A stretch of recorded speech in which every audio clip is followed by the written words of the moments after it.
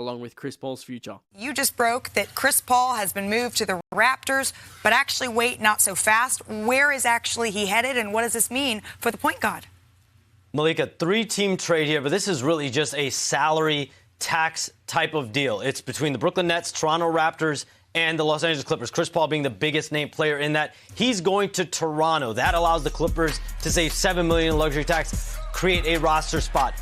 Toronto will not have Chris Paul report. Chris Paul will never step foot in a game with the Raptors. They are expected to either trade or waive him by tomorrow or after the deadline. And for the Brooklyn Nets in all of this, they get Ochai Agbaji, the former first-round draft pick, and he's going to go with a 2032 Raptors second-rounder to Brooklyn. They're also getting $3.5 million in salary. So for the Nets, this is just about taking on a player with an additional asset. And the Raptors also fully get out of the luxury tax. So a full-on salary tax deal. Chris Paul will not be playing for Toronto. Okay, so this is a full-on salary deal. I think a lot of people are wondering, does this mean Chris Paul is going to be back in the league, or is it too soon to know right now, Shams?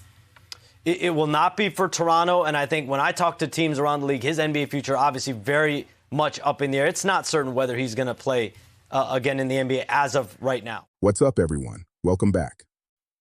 Today, we're discussing one of the coldest, most business-forward transactions you'll ever see in the NBA, and it involves a future Hall of Famer.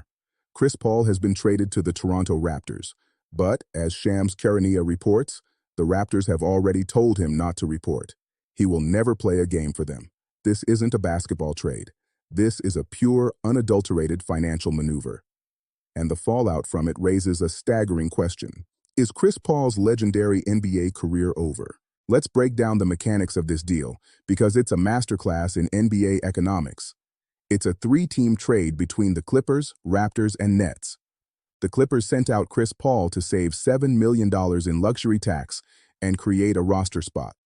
The Raptors took on his contract solely to get fully out of the luxury tax themselves. The Nets received a young player, Ochai Agbaji, and a future second-round pick for being the facilitating team.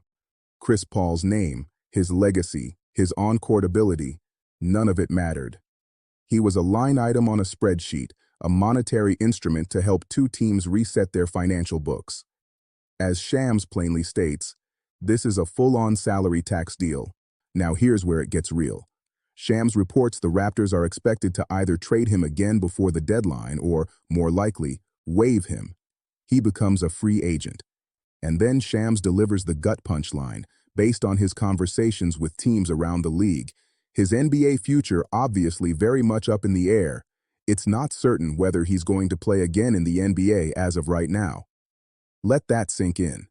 Chris Paul, the point guard, a 12-time All-Star, one of the greatest floor generals in history, is facing the very real possibility that no team wants to sign him for the remainder of this season. Why? Several factors are at play. First, age and decline. Paul is 39. His scoring and playmaking, while still savvy, have diminished. He's no longer a player you build around. He's a veteran minimum backup. Second, the market. Contending teams have largely set their rotations. Playoff-bound squads might be hesitant to integrate a new, ball-dominant point guard this late, especially one who expects a certain role in minutes.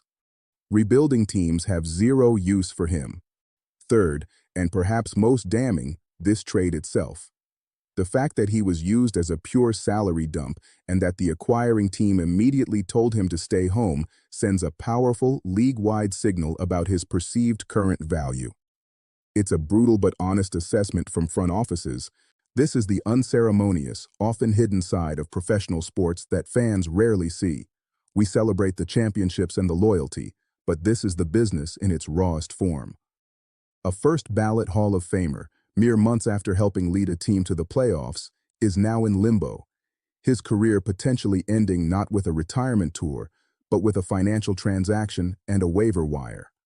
The parallel move mentioned, Lonzo Ball to Utah to be waived, shows it's not just Paul, it's a deadline reality for veteran players on expiring deals.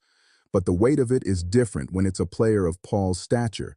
So what's next? A contender like Phoenix, Denver, or Milwaukee could swoop in with a minimum offer for playoff depth. But if that call doesn't come by tomorrow afternoon, we may have just witnessed the effective, if not official, end of Chris Paul's incredible NBA journey. What do you think?